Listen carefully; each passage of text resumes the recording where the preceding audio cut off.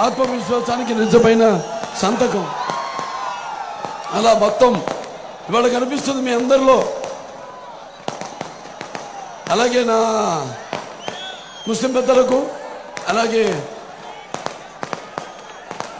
ముస్లిం సోదర సోదరిమణులందరికీ, ముత్తవల్లీలకు, ఇమాంలకు, మౌజన్లకు అందరికీ కూడా నేను నా అస్సలాము అలైకుం వ రహమతుల్లాహి వ బరకతుహు.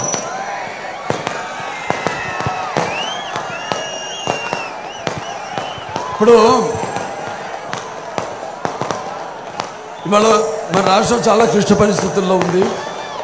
కాబట్టి ఈ జరగబోయే ఎన్నికల రణరంగంలో మన భవిత కోసం, అలాగే మన రాష్ట్ర భవిత కోసం, మన భావితరాల భవిత కోసం మనం పోరాడవలసిన ఇదొక మహాకురుక్షేత్రం, మహాయుద్ధం. मैं हिंदुस्तान हूँ, हिमालय मेरे सरहदों के निगहबा और गंगा मेरी पवित्रता की सौगंध, तारीख के इंतजार से मैं अंधेरों और उजालों का साथी हूँ और मेरे खाक पे संगे मरमराने में चादरों में लिपटी हुई ये इमारतें दुनिया से कह रही है कि जालिमों ने मुझे लूटा, मेहरबानों ने मुझे संभाला, नादानों ने मुझे जंजीरें पहना दी और मेरे चाहने वालों ने उन्हें खान फेंका. सारे जहां से अच्छा हिंदू सिता हमारा, हम बुलबुले हैं कि इसके ये गुल सिता हमारा. ఇలా మత సామర్థ్యానికి, అలాగే సర్వమత సౌభ్రాతృత్వానికి ఒక ప్రతీక మన దేశం. ఇవాళ మరి నాన్నగారి దగ్గర నుంచి కూడా మనం గుర్తు చేసుకోవాల్సిన అవసరం ఉంది. ఇవాళ పరిస్థితులు అలా ఉన్నాయి. మరి ఆనాడు నాన్నగారు ముందుగా అటువంటి ఆయన కడుపులో జన్మనిచ్చినందుకు, నన్ను మీ అందరి గుండెలో ఆయన ప్రతిరూపంగా నిలిపినందుకు విశ్వవిఖ్యాత నట సార్వభౌమ, అలాగే నటనకి విశ్వరూపం ఏమిటో చూపించిన నటసింహం, అలాగే నాకు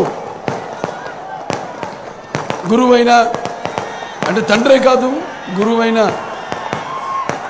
నా దైవమైన నందమూరి తారక రామారావు గారిని ఒకసారి తలుచుకుంటూ, ఎందుకంటే చాలామంది ఇప్పుడు ఈ తరం వాళ్ళు ఉన్నారు, చరిత్ర తెలుసుకోవాల్సిన అవసరం ఉంది. చరిత్ర చాలా మనం ఇంకా లోతుల్లోకి వెళ్తే ఆనాడు సతి కోసం ఎవరు మన ఇచ్చిన మాట కోసం సతి నమ్ముకున్నాడు హరిశ్చంద్రుడు, లేకపోతే తండ్రి మాటకే కారడవులు కేగాడు శ్రీరామచంద్రుడు, లేకపోతే అన్న సేవలు ధరించాడు ఆ అన్న సేవకి అంకితమయ్యాడు లక్ష్మణుడు, లేకపోతే భర్తే దైవంగా భావించింది ధరించిపోయింది సీతాదేవి, చాపగుడితో సమతను నేర్పెను నాటి బలనాటి బ్రహ్మన్న, మేడి పండులా మెరిచే సంఘం గుట్టు తిప్పెను వేమన్నా, వితంతువుల విధులు మార్చలు వితంతువుల విధి వ్రాతలు మార్చి బతుకులు పండించే టంగుటూరి, తెలుగు భారతిని ప్రజల భాషలో తీర్చిదిద్దని వేమన్నా, స్వతంత్ర భారత రథసారథి సమరాలు దుకే నేతాజీ, సత్యాగ్రహమే సాధనముగా స్వరాజ్యమే తెచ్చే బాపూజీ, గుండెకెదురుగా గుండె నిలిపాను టంగుటూరి ప్రకాశ పంతులు గారు. అలాగే తెలుగు వారికి ఒక రాష్ట్రం కోరి ఆహుతి అయ్యేను అమరజీవి పొట్టి శ్రీరాములు గారు. ఇవన్నీ మనం చదివాము, చాలామంది మనలో చూడలేదు, పుస్తకాల వరకే పరిమితమయ్యాము. మరి ఆ తర్వాత మనం చూసింది 82లో మన అన్నగారు నందమూరి తారక రామారావు గారు తెలుగుదేశం పార్టీని స్థాపించడం, ఆ తర్వాత స్థాపించిన 9 నెలలకే రాజ్యాధికారాన్ని దక్కించుకోవడం, అలాగే అంతవరకు ఈ యొక్క అధికారంలో పదవులకు దూరంగా ఉన్న బడుగు బలిగిన వెనుకబడిన తరగతులు, అలాగే మైనారిటీలు అయితేనేమి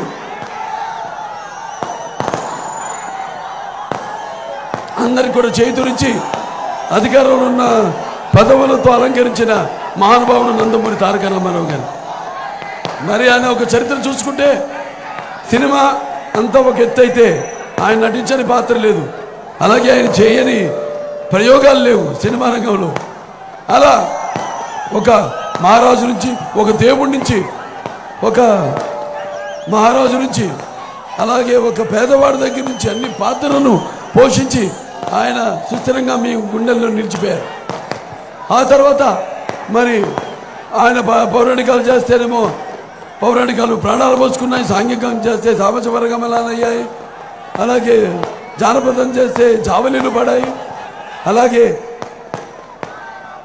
పంచోపదరెక్కింది పాట నాటు నేర్చింది, కళామ తల్లి కన్నుల పండుగ చేసుకుంది, గలగల నమ్మింది ఆయన చూసి.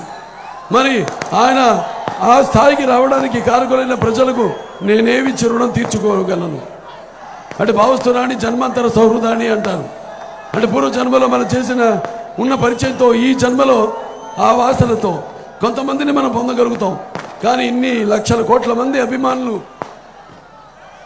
మరి ఉండడం, అప్పుడు మన ఆత్మగౌరవం, మన రాష్ట్రానికి మనం మద్రాసీలుగా పిలువబడుతున్న మనకి మన ఆత్మగౌరవాన్ని కాపాడడానికి, ఆత్మాభిమానాన్ని కాపాడడానికి, మన ఉనికిని చాటుకోవడానికి ఆనాడు తెలుగుదేశం పార్టీని స్థాపించడం జరిగింది.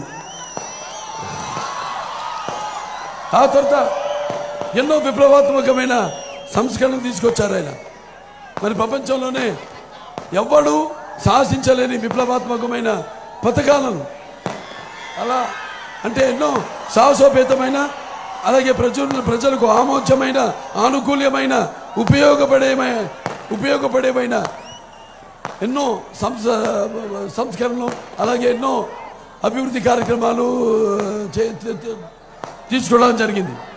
అందులో సామాన్యుడికి కనీసం జ్ఞానం ఉన్నవాడు ఇచ్చేది వాళ్ళకి అవసరమైన గుడ్డ.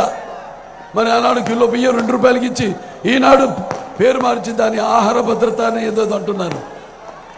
అది కిలో బియ్యం 2 రూపాయలకి ఇచ్చింది తారక రామారావు గారు. అలాగే పేదవాడికి కట్టుకోవడానికి సగం ధరకే ఈ చేనేత వస్త్రాలు, మరి అలాగే ఈ చేనేత కార్మికులకి దానివల్ల పరోక్షంగా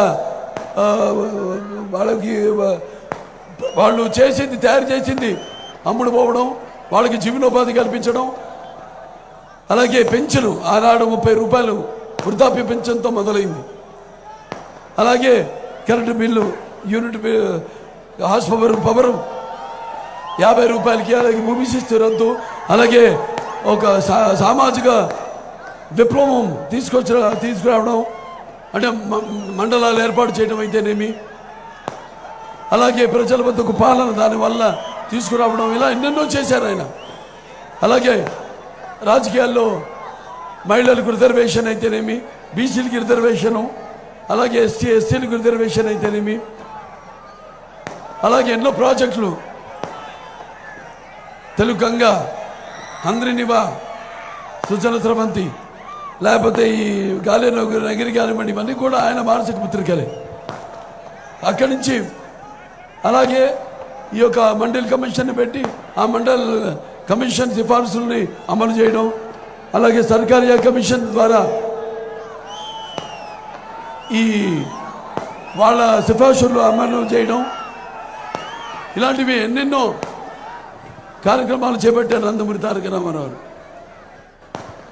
అలాగే అప్పుడు ఎన్డీఏ ఫ్రంట్ చైర్మన్గా ఉన్నప్పుడు కేవలం మన రాష్ట్రమే కాకుండా యావత్ భారతదేశంలో సుమారుగా 10,000 కోట్ల మంది రైతులకు 10,000 లక్షల కోట్ల రూపాయలు ఆయన అందరికీ ఒక రుణాలను మాఫీ చేయటం జరిగింది. ఇలాంటివి ఎన్నెన్నో కార్యక్రమాలు చేపట్టారు.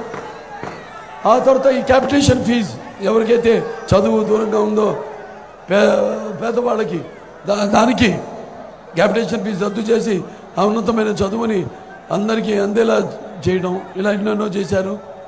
సరే, ఆ తర్వాత మరి ఆయన అడుగు జాడల్లోనే నడుస్తూ ఆయన మానస పత్రిక అనే తెలుగుదేశాన్ని అలా అదే క్రమశిక్షణతో నడిపిస్తూ ఇవాళ తెలుగుదేశంకు ఉన్న కార్యకర్తలు ప్రపంచంలో ఏ పార్టీకి లేరు.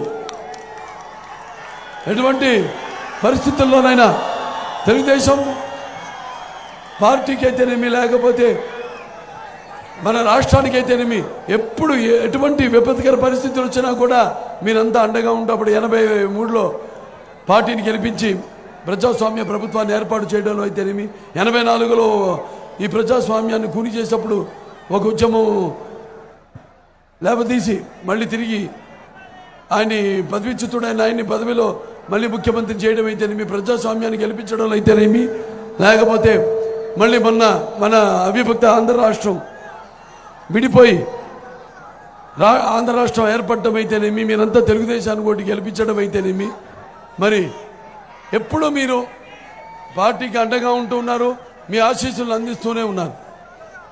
నాన్నగారు అంటుండేవారు, సమాజమే దేవాలయం ప్రజల దేవుళ్ళు, అందులో నేను ఒక అర్చకుండని. ఎవరైతే ప్రజల చేత కీర్తించబడ్డాడో ఒక దేవుడిగా, మరి ఆయనే సమాజమే దేవాలయ ప్రజల దేవుళ్ళు, అందులో నేను అర్చకుండి అని మీ సేవలో ఆయన జీవితం తరించిపోయింది. తర్వాత అదే అడుగుజాడల్లో చంద్రబాబు నాయుడు గారి నాయకత్వంలో అదే క్రమశిక్షణతో ఆయన మానస పుత్రికైన తెలుగుదేశాన్ని పార్టీని ఆయన ముందుకు నడిపిస్తున్నారు. ఎన్నో సంస్కరణలు తీసుకోవడం జరిగింది ఆయన కూడా. మరి ఆనాడు చదువు విద్య ఊళ్ళల్లో మరి ప్రతి కిలోమీటర్కి ఒక ప్రాథమిక పాఠశాల అయితేనేమి, ప్రతి 3 కిలోమీటర్లు ఒక అప్పర్ ప్రైమరీ అయితేనేమి, ప్రతి 5 కిలోమీటర్లకి ఒక హై స్కూల్ అయితేనేమి, ప్రతి మండలానికి ఒక జూనియర్ కాలేజ్ అయితేనేమి, ప్రతి డివిజన్కి ఒక ఇంజనీరింగ్ కాలేజ్ అయితేనేమి, లేక ప్రతి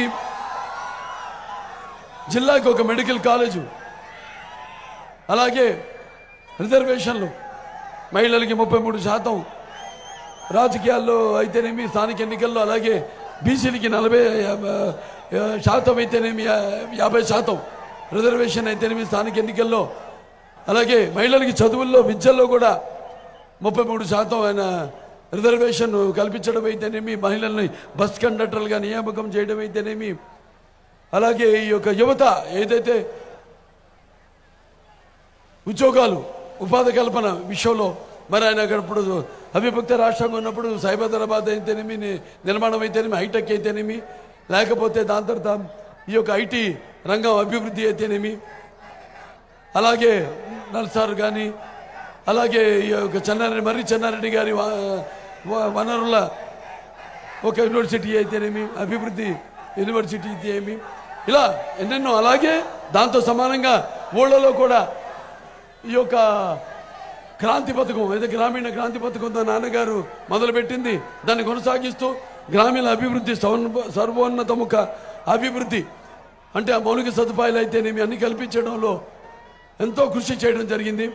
అలాగే ఈ యొక్క జన్మభూమి, క్లీన్ అండ్ గ్రీను, నీరు అయితేనేమి, వన సంరక్షణ అయితేనేమి, ఈ చెరువులో పూడు తీతలు అయితేనేమి, దాని వాటి వల్ల అభివృద్ధి చేయటమేమి, ఇలాంటివి ఎన్నెన్నో కార్యక్రమాలు చేపట్టడం జరిగింది. మరి ఆనాడు ఇన్ని చేశాము, ఎవరికి తక్కువ చేయకుండా అందరికి కూడా 17,000 కోట్ల రూపాయలతో ఆనాడు మనం ఒక కొత్త రాష్ట్రంగా ఏర్పడ్డాం.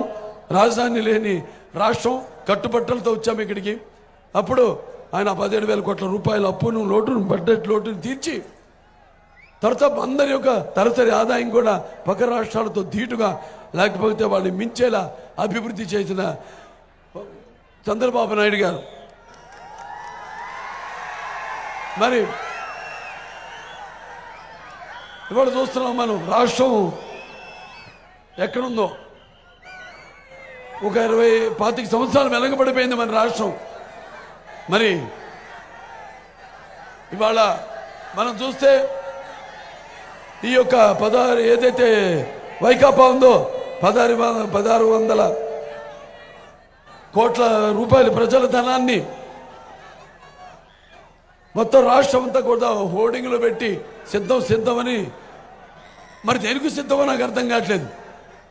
మరి ఆనాడు తన తల్లిని చెల్లిని ఇంటికి గెంటేశాడు, బాబాయిని హత్య చేసిన వాళ్ళ నిందితుల్ని కాపాడుతూ చెల్లికి మోసం చేశాడు. మరి వాళ్ళకి సమాధానం చెప్పడానికి సిద్ధమా? లేకపోతే ప్రతి సంవత్సరం జాబ్ క్యాలెండర్ తీసుకొస్తాను అని నమ్మబలికి కొత్తవి రాకపోగా ఉన్న పరిశ్రమలో వెళ్ళిపోయి ఈ యొక్క యువతని ఈ యొక్క గంజాయికి మరి డ్రగ్స్కి బానిసలు చేసి యువతను మోసం చేశాడు. ఆ యువతకు సమాధానం చెప్పడానికి సిద్ధమా అని అడగండి. అలాగే వచ్చిన వారం రోజుల్లో సిపిఎస్ రద్దు చేస్తానని ఉద్యోగులకి మాట ఇచ్చి మరి వాళ్ళకు మోసం చేశాడు, వాళ్ళకి సమాధానం చెప్పడానికి సిద్ధమా? మరి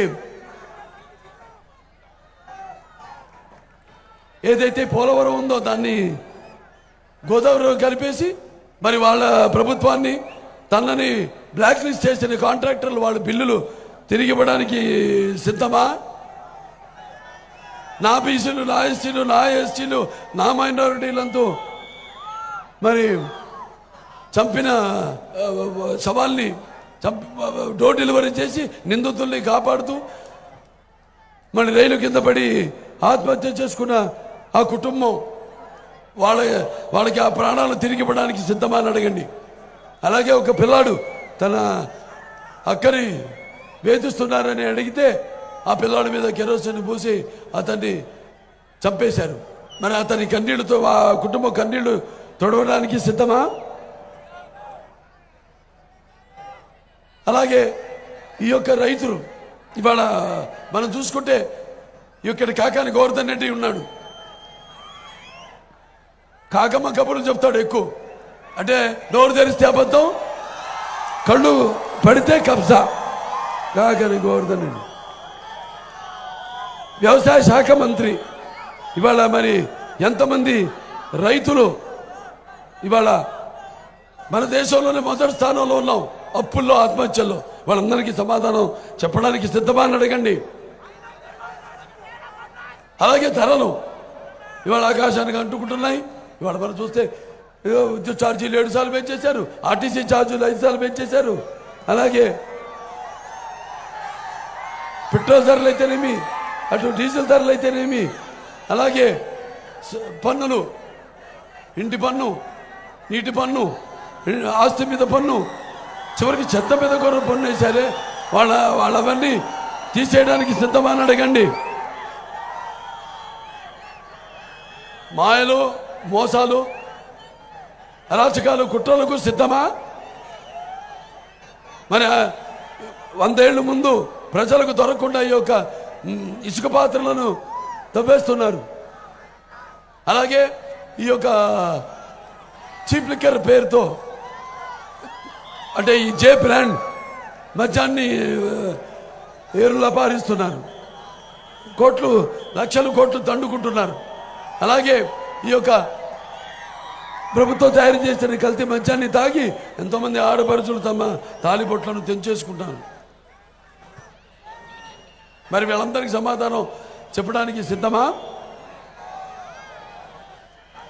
మీరంతా కూడా ఇవాళ ఆలోచించండి. ఇప్పుడు ఆనాడు తెలుగుదేశం పార్టీ ఇప్పుడు వీళ్ళు చేసిన ఘోరాలు ఒకటి కాదు, అసలు మొత్తం అన్ని వ్యవస్థని అన్నిటిని నిర్వీర్యం చేసేసి జనం మధ్య చిచ్చు పెట్టి మరి వాళ్ళ బీసీల విషయానికి వస్తే మరి అధికారంలోకి వచ్చిన వైకాపా ప్రభుత్వం బీసీలకి మరి ఎస్సీలకి వాళ్ళ సంక్షేమాన్ని విస్మరించి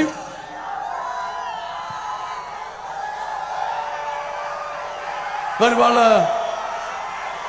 వాళ్ళని చిత్రహింసలు పాలు చేయడమే ఒక లక్ష్యంగా పెట్టుకున్నారు. ఇవాళ మనం చూస్తున్నాం అక్కడ మన కోవిడ్ విపత్కర పరిస్థితుల్లో మరి మాస్క్ అడిగితే డాక్టర్ సుధాకర్ని ఆయన మానసిక క్షోభ గురి చేసి బలవన మరణానికి కారకుడు అయ్యారు.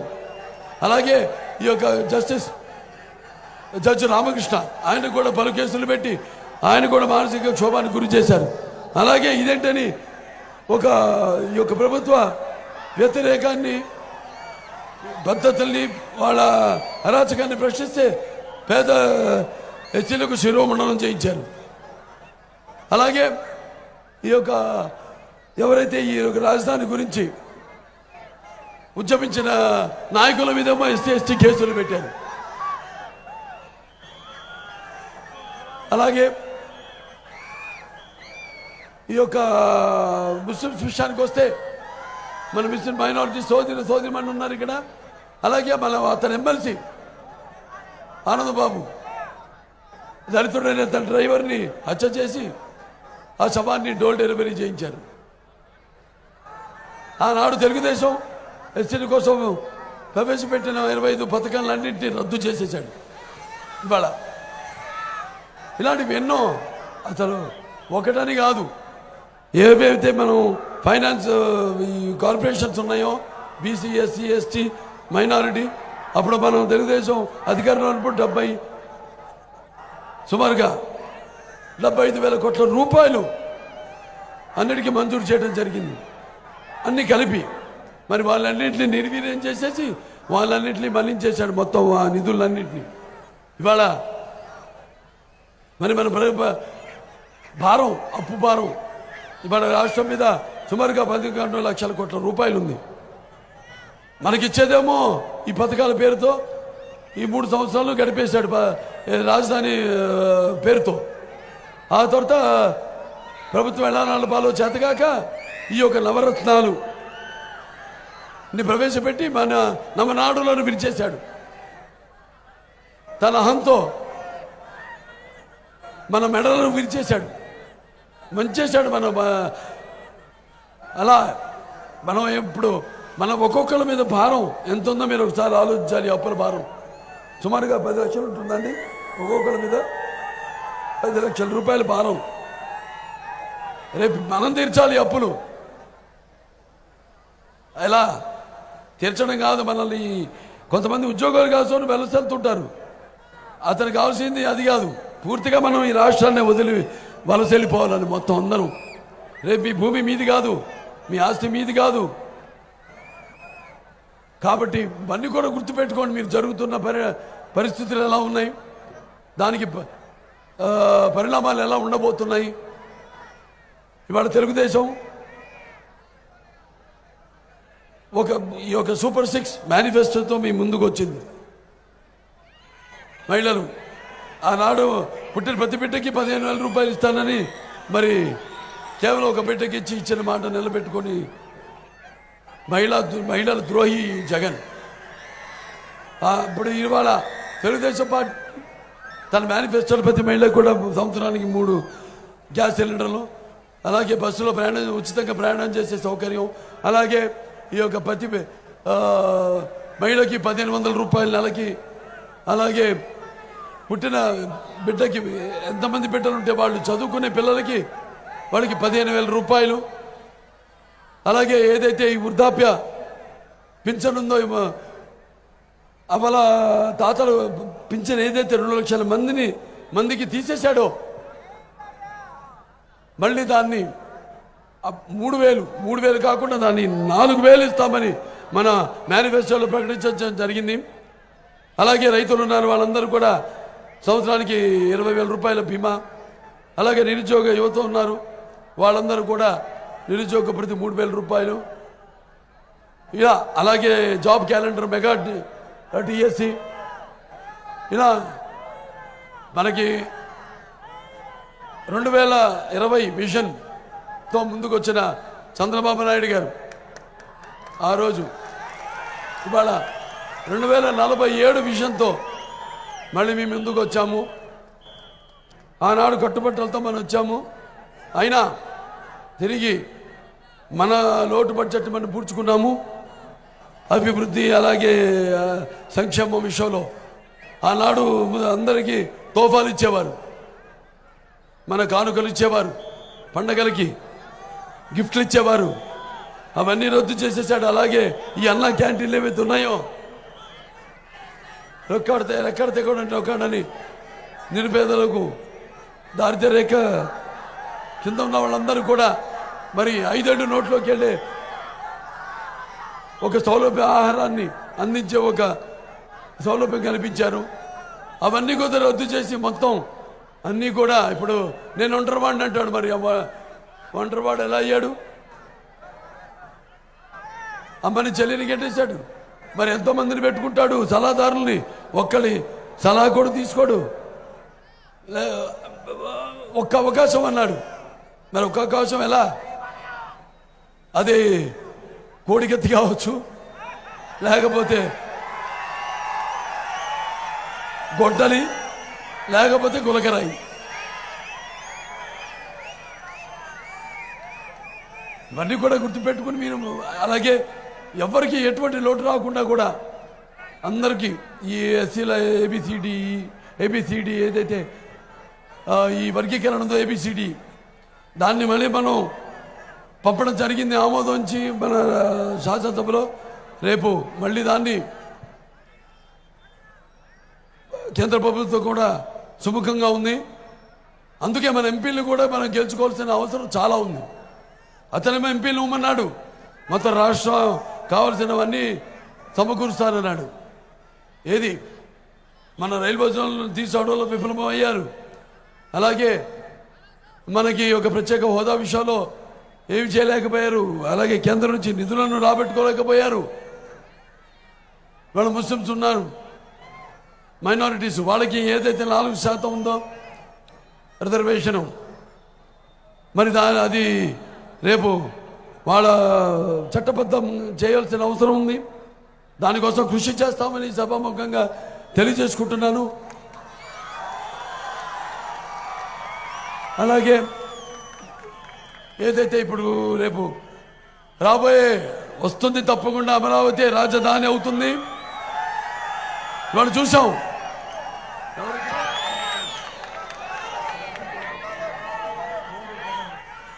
విజయసాయి రెడ్డి ఇవాళ చూస్తాం మనం అక్యూజ్ 2 A2, మరి అక్కడేమో మొత్తం రుషికొండ మొత్తం తవ్వి వాళ్ళ అహంకారం ఎంత ముదిరిపోయిందో చూపించుకున్నారు వాళ్ళు. ఇవాళ అక్కడ పని అయిపోయింది, ఇప్పుడు ఇక్కడ పడ్డారు ఈ నెల్లూరు జిల్లా మీద. ఇవన్నీ కూడా మీరు మనసులో పెట్టుకుని ఇప్పుడు ఇవాళ 3 పార్టీలు కలిశాయి. తెలుగుదేశం పార్టీ, జనసేన అయితేనేమి, లేకపోతే బీజేపీ అయితేనేమి. ఈ యొక్క కూటమి శక్తిని ఎదిరించే శక్తి ఈ ప్రపంచంలోనే ఇంకెవ్వరికి లేదు లేదు లేదు. ఈ కూటమి అన్నది ఒక నిప్పుల ఉప్పెన, ఈ కూటమి అన్నది ఒక అగ్నిపర్వత విస్ఫోటన, ఈ కూటమి అన్నది ఒక పాశుపతాస్త్రం. మీరు తెలుసుకోవాలి, మీకు అభివృద్ధి కావాలా, లేకపోతే అరాచకం కావాలా, లేకపోతే మీకు సంక్షేమం కావాలా, లేకపోతే మీకు చీకటి కావాలా, చీకటి రాజ్యం కావాలా, లేకపోతే మీకు సమర్థవంతమైన పాలన కావాలా, ఒక రాక్షసుడి పరిపాలన కావాలా, లేకపోతే మీకు స్వర్ణ యుగం కావాలా, లేకపోతే రాతి యుగం కావాలా అని తెలుసుకోవాలి. మీరు రేపు జరుగున్న ఎన్నికల్లో మరి ఇవన్నీ కూడా దృష్టిలో పెట్టుకుని మీరంతా తరతమ భేదం అన్నీ, రక్తానికి జాతి లేదు, మాంసానికి మతం లేదు, చర్మానికి కులం లేదు, వాటిలన్నిటికీ అతీతంగా మళ్ళీ మనగత వైభవాన్ని పునరుద్ధం చేసుకోవడానికి, మళ్ళీ మన భవిత, మన రాష్ట్ర భవిత, అలాగే మన భావి తరాల భవితను దృష్టిలో ఉంచుకుని మనమంతా ఉద్యమించవలసిన అవసరం ఉంది. కాబట్టి మీరంతా కూడా ఉరగలుతున్న ఉత్సాహంతో ఈనాడు అందరూ ఇక్కడ శక్తిగా, ఒక సంఘటిత శక్తిగా ఇక్కడ ఉన్నారు. అలాగే ఇదే సంఘటిత శక్తిగా మీరంతా రేపు రానున్న ఎన్నికల్లో మీ యొక్క, ఎందుకంటే ఈ యొక్క ప్రజాస్వామ్యంలో ఈనాడు మనిషికున్న ఆయుధం ఓటు. ఆ ఓటుని సద్వినియోగపరుచుకుని మీ ఉద్దేశాన్ని ప్రతిబింబించేసే, ప్రజాస్వామ్యాన్ని సంరక్షించే సరైన ప్రతినిధి ఎన్నుకోవడం, సమాజ స్థాపన కోసం, అలాగే సమాజంలో ఉన్న వ్యత్యాసాలను తొలగించడం కోసం, అలాగే ఈ యొక్క సామాజిక న్యాయం అందరికీ అందిపుకోవడం కోసం వినియోగించవలసిన పరమ పవిత్రమైన సాధనం అది. దాన్ని మీరు వెలగట్టో లేకపోతే కొదువు పెట్టో మీ యొక్క స్వార్థాలకి, మీ యొక్క స్వప్రయోజనాలకి దాన్ని వినియోగించుకున్నారో మీ ఓటుని మీరు దుర్వినియోగపరుచుకున్నట్టు అవుతుంది. మీ యొక్క స్వాతంత్రాన్ని, ప్రజాస్వామ్యాన్ని హత్య చేసినట్టు అవుతుందని మీ అందరు తెలియజేసుకుంటూ, పార్టీకి ఒకప్పుడు చరిత్ర ఒకవేళ చరిత్ర పుట్టలోకి వెళ్ళినప్పుడు అనిపిస్తుంది నాకు, మనం అన్నీ చెప్పాను మరి చరిత్రలో జరిగినాయి. అలాగే శాతకర్ణి, గౌతమిపుత్ర శాతకర్ణి, అతను అప్పుడు అన్నాడు, మీరంతా ఇంతవరకు మన ఉనికిని కాపాడుకున్నాం, ఇక మన ఉనికిని చాటుకుందాం. ఇవాళ 2 ఉన్నాయి. మన ఉనికిని కాపాడుకోవాల్సిన అవసరం ఉంది మనకి, అలాగే మన ఉనికిని కూడా మనం చాటుకోవాల్సిన అవసరం ఉంది. కాబట్టి ఇవన్నీ దృష్టిలో పెట్టుకుని రేపు ఎన్నికల్లో మీరంతా కూడా మీ యొక్క పవిత్రమైన విలువైన ఓట్లను మన సైకిల్ గుర్తుకే వేసి, మరి ఇక్కడ అందరూ సామాన్యాలు కాదు, బాగా తలపండిన ఇది రాజకీయాల్లో. రాజకీయం అంటే ఏంటి? రాజకీయం అంటే ప్రజాసేవ. ఇలా ఫైల్స్ దోచుకోవడం, కోర్టులోంచి కాకాని గోవర్ధన్ రెడ్డిలాగా కాకమ్మ కబుర్లు చెప్పే ఫైల్స్ ఏదో. ఇప్పుడు ఇవాళ ఈ యొక్క నెల్లూరు పట్టణాన్ని మనం ఎంతో అభివృద్ధి చేయడం జరిగింది. ఇక్కడ ఇవాళ సుమారుగా ఈ యొక్క నెల్లూరు కార్పొరేషన్ పరిధిలోనే సుమారు 2644 కోట్ల రూపాయలతో సుమారుగా 47,966 ఇళ్ళు మనం నిర్మించడం జరిగింది. అలాగే నెల్లూరు నగర ప్రజల యొక్క చిరకాల కోరిక అండర్ గ్రౌండ్ డ్రైనేజ్ వ్యవస్థ. దానికోసం మరి ఆనాడు తెలుగుదేశం అధికారంలో ఉన్నప్పుడు 581 కోట్ల రూపాయలతో దాన్ని మొదలు పెట్టడం జరిగింది. 90% అయిపోయింది. కానీ ఇప్పుడున్న ఈ ప్రభుత్వం దాన్ని పూర్తి చేసే పాపానికి పోలేదు. దాని తర్వాత ఈ యొక్క నగర ప్రజల యొక్క దాతి తీర్చడం కోసం సంఘం బ్యారేజ్ నుంచి మరి వారం మొత్తం 24 గంటలు నిరామయంగా ఈ నీళ్ల సరఫరా కోసం ఆనాడు 582 కోట్లు వెచ్చించి ఇప్పుడు ఉన్న ప్రభుత్వం ఏమో దాన్ని ఇంతవరకు పూర్తి చేసిన పాపానికి పోలేదు. అలాగే మన నెల్లూరు పట్టణానికి తలమానికంగా ఉన్న ఈ యొక్క నెల్లూరు చెరువు కట్ట మీద ఎన్టీఆర్ నెక్లెస్ రోడ్ నిర్మించడం జరిగింది. ఎంత తమ్ముడు? అలాగే ఇక్కడ ఎంతో ఈ రొట్టెల పండగ బాషాది ఏదైతే ఉందో దర్గా, దాని అభివృద్ధి కోసం మరి ఆనాడు 20 కోట్ల రూపాయలు వెచ్చించడం జరిగింది. అలాగే ఈ యొక్క 16 కోట్లతో ఈ యొక్క ప్రతిష్టాత్మకమైన రంగనాథ స్వామి గుడి ఘాటు నిర్మాణం అయితేనేమి, శివాలయం కోనేరు యొక్క అభివృద్ధి చేయడం అయితేనేమి జరిగింది. అలాగే నగర ప్రజల ఆహ్లాదం కోసం 56 కోట్ల రూపాయలతో ఒక 100 పార్కులు మొత్తం ఇక్కడ పట్టణంలో నిర్మించడం అభివృద్ధి చేయడం జరిగింది. అలాగే అనేక సామాజిక వర్గాల కోసం ఇక్కడ ఈ యొక్క భవనాల్ని ఏర్పాటు చేయడం జరిగింది. అలాగే ప్రభుత్వ పాఠశాల విద్యార్థులకు 3582 బెంచీలు పంపిణీ చేయడం జరిగింది. ఇలా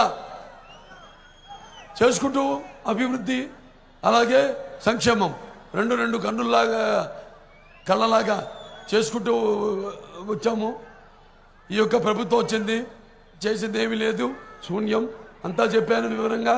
మీరంతా ఇలాగే ఇంకా ఒక సంఘటిత శక్తిగా మీరంతా కూడా ఇప్పుడు ప్రభాకర్ రెడ్డి గారు ఉన్నారు. ఆయనేమో మన